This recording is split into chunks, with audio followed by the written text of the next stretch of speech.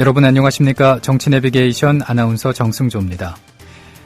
육사지방 선거 결과 민심에 척돌어할 서울시장 선거에서는 새정치민주연합이 큰 표 차이로 승리했죠.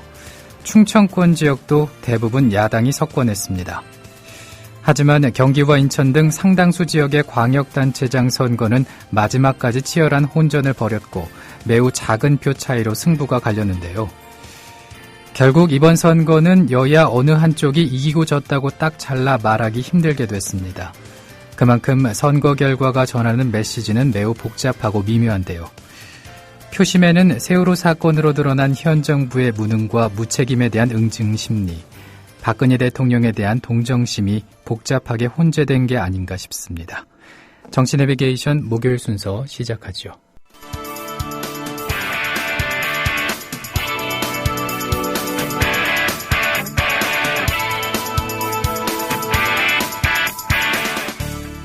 현장성과 깊이가 다른 정치 해설. 지금 여러분께서는 정치 내비게이션을 듣고 계십니다. 진행의 정승조 아나운서입니다.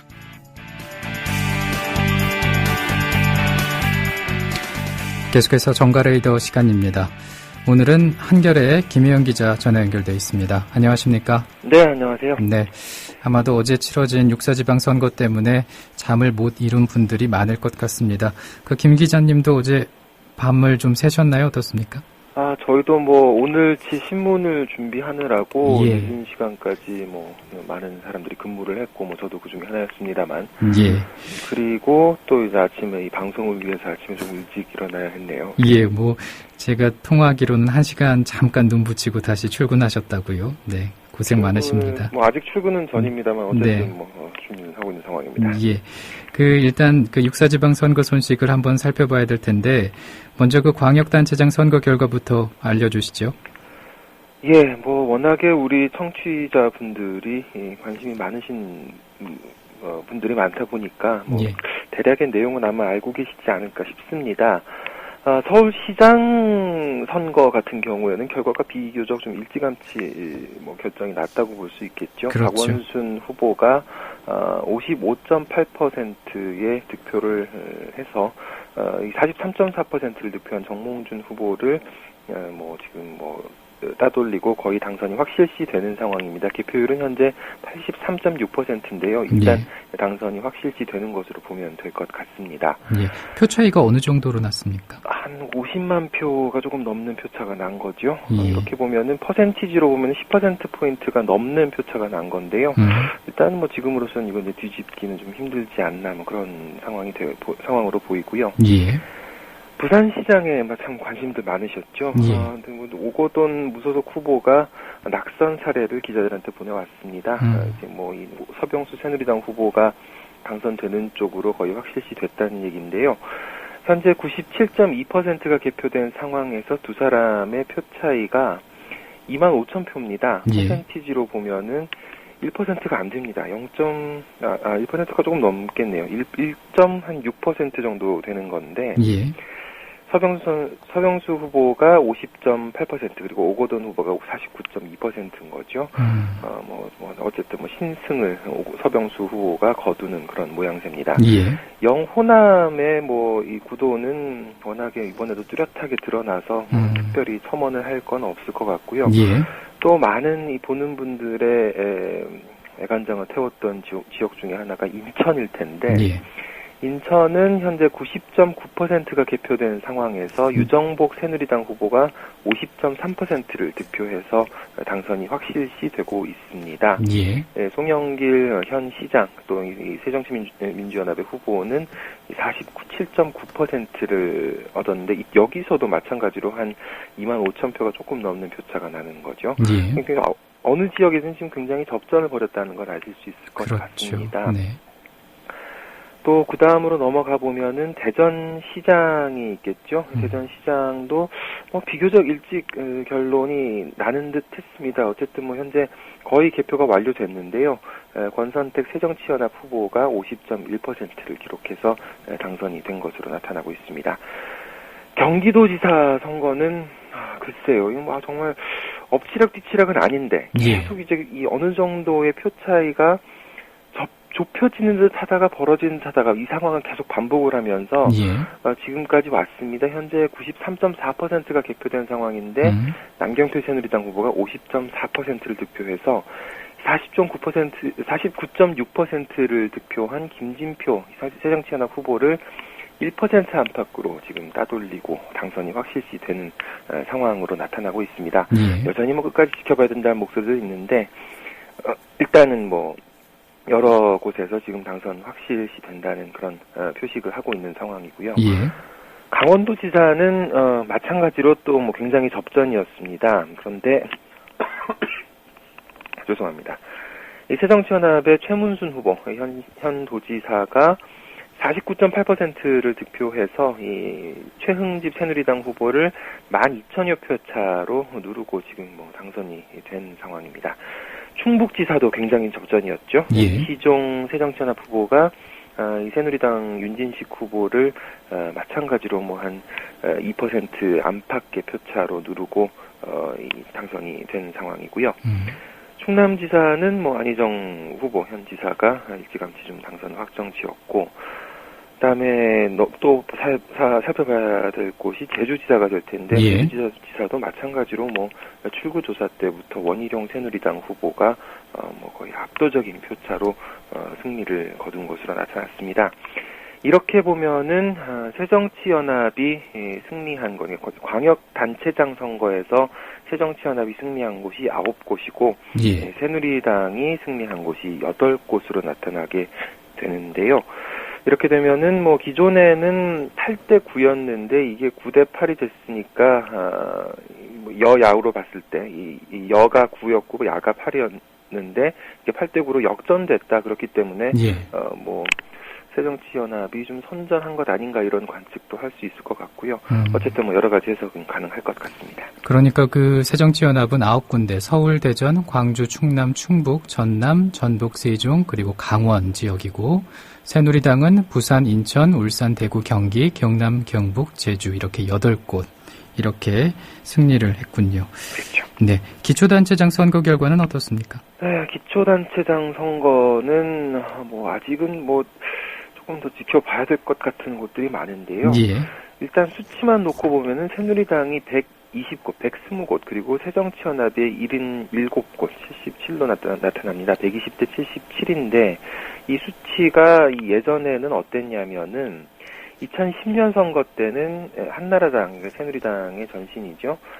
새누리당 쪽이 82고 민주당이 92였습니다. 새정치민주연합의 전신인 민주당이 92. 그러니까 82대 92에서 현재 120대 77로 됐으니까 뭐 이 새정치연합 쪽이 참패했다고도 볼 수 있을 것 같습니다. 예. 일단 이런 선거 결과를 토대로 이제 의미를 한번 살펴봐야 할 텐데 여당과 야당 좀 이렇게 분리해서 한번 얘기를 해보겠습니다. 일단은 그 청와대 쪽 반응도 궁금하고 여당 쪽의 반응도 궁금한데 어떻게 나오고 있나요? 청와대 쪽에서는 뭐 아직은 이른 시간이라서 오늘은 반응이 나오지 않고 있습니다만 예. 어제 저녁 한 8, 9시쯤 됐을까요? 뭐 선거 전망을 좀 낙관하는 분위기가 읽히는 그런 기류도 있었습니다. 네. 어쨌든 뭐 결과적으로 봤을 때 지금 이 선거를 어느 쪽의 승리라고 봐야 될 것이냐 이렇게 좀 단순하게 물어봤을 때 여당의 승리다, 새누리당 쪽의 승리다 이렇게 보는 게 맞지 않을까 싶습니다. 이 접전을 벌였던 경기도와 인천, 이 수도권의 가장 뭐 이목을 끌었던 수도권 선거에서 3곳 중에 경기도와 인천을 내주는 결과가 됐는데 예. 새정치연합으로서는 그렇기 때문에 뭐 승리했다는 표현을 쓰기가 뭐 좀 어렵지 않을까 그런 생각이 드는데요. 결국 그렇게 되다 보니까 이 박근혜 대통령이 이번 선거에서 막판에 이 뭐랄까요, 박근혜를 살려주십시오 하는 식의 여당 쪽의 홍보가 굉장히 뭐 막판에 등장을 해서 뭐 굉장히 활발하게 진행이 됐었는데 이게 어느 정도 효과를 거둔 것이 아니냐 이런 분석이 가능할 것 같습니다. 그렇게 본다면은 뭐 여당이 굉장히 세월호 참사 이후에 계속 그 코너로 내몰리는 그런 상황에서 그렇죠. 박근혜 대통령이 또 이 구원투수로 나서서 그리고 구원투수로 나서서 이거를 정말로 구원전을 훌륭하게 이끌어냈다는 점에서 결국 선거에 승자가 있다면 그건 바로 박근혜 대통령이 아니겠느냐 이런 분석도 나올 수 있을 것으로 예상이 되고요. 그런 면에서 이번 그 홍보 계획, 박근혜 대통령을 전면에 내세우는 그런 홍보 계획을 낸 것으로 알려진 조동원 홍보본부장 같은 경우에 다시 한번 주목을 받을 수 있을 것 같습니다. 죄송합니다. 예. 하지만 또 한편으로는 그런 면에서 또 이 새누리당이 정말 많은 이 대선 주자급 후보들을 이번 선거에 많이 내세웠었는데 그럼에도 불구하고 자체적인 역량이 아니라 박근혜 대통령의 어떤 존재를 박근혜 대통령이 직접적으로 지원을 한다거나 하진 않더라도 박근혜 대통령의 존재를 활용한 캠페인에서 성공을 거두었다는 점에서 과연 새누리당이 박근혜 대통령이 없다면 이런 선거에서 승리를 거둘 수 있었겠느냐. 어떻게 보면은 박근혜 대통령 없이는 어떤 좀 어떤 전략을 도모하기 힘든 그런 상황을 다시 한번 증명한 게 아니냐 이런 분석도 나올 수 있을 것 같습니다. 예. 그렇다면은 그 야당에서는 책임론이 불거질 수도 있을 것 같고요. 어떻습니까? 아무래도 책임론이 불거지겠죠. 말씀드렸다시피 이번 선거를 새정치연합 쪽에서 승리로 규정하기는 어려울 것 같습니다. 예. 비록 이 광역단체장 숫자에서는 이긴 것으로 나타났습니다만 새정치연합 쪽에서 굉장히 주목했던 여러 선거에서는 크게 큰 성과를 거두지 못했었죠. 그런 면에서 그러면 누가 책임을 져야 될 것이냐? 일단은 현 지도부에게 이번 선거를 지휘했던 현 지도부에게 책임론이 제기되는 것은 불가피해 보입니다. 그렇게 되면 김한길 안철수 공동대표 체제에 대한 어떤 이 책임론이 불거질 텐데 예. 그렇게 보면 또 이 안철수 대표의 존재에 대해서 다시 한번 고민하는 야권 지지자들 사이에서는 이 안철수 대표의 존재에 대해서 다시 한번 고민하는 그런 일들도 있지 않겠느냐는 예상도 가능할 것 같습니다. 특히나 이 광주시장에 당선이 된 윤장현 당선자 이 공천을 놓고서 새정치연합 내부에서 굉장히 내홍을 겪었었는데 그렇게 된다면 안철수 대표는 기득권을 해체하라는 기성 정치권의 기득권을 해체하고 내려놓으라는 주문을 하면서 과연 안 대표 본인은 어떤 기득권을 내려놨느냐 이런 비판도 제기될 거라는 그런 전망도 가능하겠죠. 또 한편으로는 이번 선거에서 또다시 51대 49 이 표차가 굉장히 많은 지역에서 나타났는데요. 예. 이렇게 갈라져 있는 절반으로 쪼개져 있는 이 정치 지형에서 이 제3의 대안을 주창하고 나섰던 게 안철수 대표라는 점에서 안철수 대표가 과연 이 민주당과 통합을 해서 새정치연합을 탄생시키도록 했던 그때의 결정이 과연 바람직했느냐 이런 이야기도 나올 수 있을 것으로 보입니다. 특히 안철수 공동대표 지지자들 사이에서는 그때 만약에 그러지 않았더라면 어떤 좀 대안 세력으로 남을 수 있었다면은 이번 선거에서 나타났듯이 이 쪼개져 있는 양쪽에 대한 비판이 굉장히 매서운 상황에서 어떤 독자적인 정치 세력화를 꾀하는 것도 가능하지 않았겠느냐 이런 회의감 또는 돌이켜보는 그런 시각도 나올 것으로 보이는데 어쨌든 조금 더 지켜봐야겠습니다만 전반적으로는 크게는 야당의 지도부에 대한 책임론이 제기되지 않을 수는 없을 것으로 보입니다. 네. 근데 이번 선거 결과를 두고 취재도 하셨고 기사도 쓰셨고 또 전문가들 의견도 들어보셨으리라고 생각해서 한번 여쭤보겠습니다. 그 세월호 참사 등 여러 가지 다양한 이슈들이 많지 않았습니까? 이번에 네. 변수로 작용할 수 있는. 그런데도 불구하고 이렇게 분위기를 바꿀 수 있는 상황이 왔음에도 달라지지 않았단 말이죠. 크게 변화가 없었다라고 볼 수도 있을 텐데 그 원인은 어디에 있다고 이렇게 말씀을 하시던가요? 흔히 이제 이 세월호 참사 자체를 놓고 그리고 그 뒤에 있었던 여러 가지 일들을 놓고 여권을 비판하는 목소리는 많습니다. 예. 박근혜 대통령이 책임을 지는 모습을 분명히 보이지 못했다든지 아니면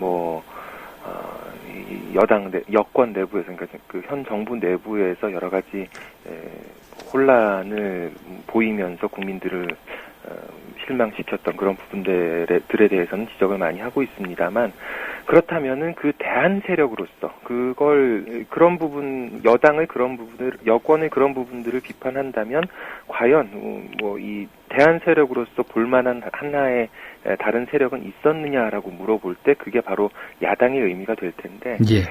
그런 점에서 지금 새정치민주연합이 그런 존재감을 제대로 보여줬느냐, 충분히 진정성을 가지고 믿음직한 그런 이 수권 능력이 있는 야당으로서의 모습을 보여줬느냐 하는 그런 문제에 대해서는 아마도 새정치연합이 자신 있게 하기는 어렵지 않겠느냐, 이런 얘기들이 많이 나오고 있습니다. 예.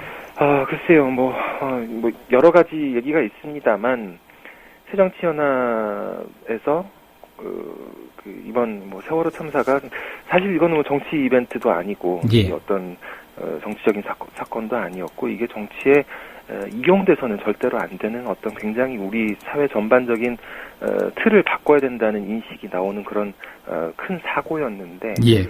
이 국면에서 새정치연합이 어떤 존재로, 그 의미 있는 존재로서 인식되지 못했다면은 이 사회를 끌어갈 수 있는 어떤 대한 세력으로서는 자리매김하지 못한 것 아니냐, 이런 얘기도 가능할 것 같은데, 글쎄요, 뭐 한 기자의 시각보다는 여러 목소리를 많이 들어보시는 게 중요하겠죠. 예. 그리고 이번 선거의 가장 큰 이변이라고 한다면 그 조희연 서울시 교육감 후보가 당선된 것이겠죠. 아무래도 그렇겠죠. 예. 뭐 지금 뭐 나오는 표현들을 보면은 이 9회 말 투아웃에서 뭐 거의 꼴찌에서 이 역전 드라마를 썼다, 뭐 이런 이야기가 나오고 있는데요. 후보 등록 때 지난달 15일이었는데 그때 나왔던 여론조사에서 4.1% 지지율이었습니다. 5월 29일, 그러니까 이제 선거운동 막바지였는데 그때 여론조사 때도 17.4%로 3등이었죠. 1위가 그때 이제 고승덕 후보였는데 10%포인트 넘게 뒤졌던 그런 현실이었습니다. 조희연 당선자는 사실 이 진보 진영 단일 후보였습니다. 예. 그런데도 인지도가 워낙에 고승덕 후보나 문영민 후보에 비해서 좀 미치지 못한다, 이런 평가가 많았고, 그렇기 때문에 또 지지율도 굉장히 낮게 나타났던 게 사실인데, 이 선거 막판에 불거졌던 고승덕 후보의 뭐랄까요, 부녀지간의 어떤 슬픈 이야기랄지, 뭐 그것과 관련해서 또 이 조희연 당선자의 아들의 어떤 고백, 술회, 이게 또 주목을 받고, 어쨌든 뭐 모두들 잘 아시는 이런 과정을 거치면서 다시금 주목을 받아서 결국 2위인 문용린 후보를 뭐 거의 10%포인트 차로 크게 누르고 당선이 됐는데요. 예. 굉장히 뭐 드라마틱했던 그런 선거였던 것 같습니다. 예. 그리고 시간이 얼마 남지 않았는데 짧게 간략하게 부탁드리겠습니다. 그 투표율이 예상보다 저조했습니다. 그런 지적도 많고요. 이유가 어디에 있다고 보고 계신가요? 예, 최종 투표율이 56.8%였죠. 예. 지방선거만 놓고 보면 이 95년에 1회 지방선거가 있었는데 나머지 지방선거들 중에서는 뭐 가장 높았습니다. 1회 때는 워낙에 뭐 처음이다 보니까 높았던 거고, 2, 3, 4, 5회, 6회, 이번에 6회였는데 이건 굉장히 뭐 가장 높은 수치를 기록했습니다. 그럼에도 불구하고 이번에 60%까지 가지 않겠느냐, 뭐 이런 예상들이 많았는데, 글쎄요, 뭐 이 세월호 참사가 선거 분위기를 인식하지 못하게 한 효과도 있었던 것으로 보이고, 예. 뭐 사전 투표를 실시해서 뭐 이번 연휴에서의 투표 이탈을 막아보려던 노력도 있었습니다만, 여전히 연휴가 어쩌면은 뭐 큰 이유가 되지 않았겠느냐, 이런 분석도 할 수 있을 것 같습니다. 네. 오늘 여기까지 듣겠습니다. 고맙습니다. 감사합니다.